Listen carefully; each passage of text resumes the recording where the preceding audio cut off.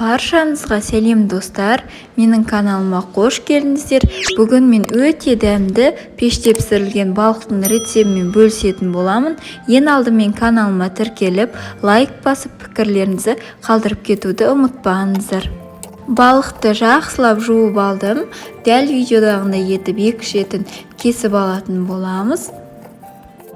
Балыққа маринад жасау үшін бір ыдысқа күнбағыс майын құйып алып, паприка, қызыл бұрыш, қара бұрыш, каринат және де балыққа арналған дәмдеуішті қосамыз.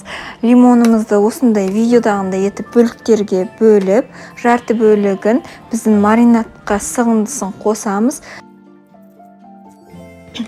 Сарымсақтың 4-5 бөлігін дәл видеодағындай етіп ұсақтап маринадымызға қосатын боламыз. Маринадымызды жақсылап араластырып, балығымыздың барлық бөліктерін, араларын ашып, жақсылап жағып шығамыз.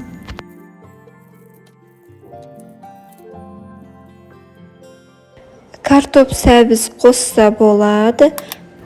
Лимон, қызанақтарымызды дәл видеодағындай етіп, балықтың араларына салып сәндесеңіздер болады.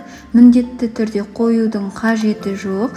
Өз еріктеріңізде дәмін шығарам десеңіздер, дәл осылай қойсаңыздар дәмді болады.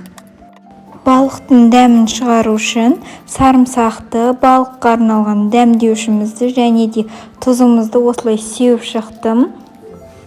Балығымызды 180 градуста 40-45 минутқа пешімізге салып қоямыз. Балығымыз өте дәмді, жұмсақ болып шығады. Достар, видео ұнаса, каналыма тіркеліп, лайк басып, өз пікірлеріңізді қалдырып кетсеңіздер болады.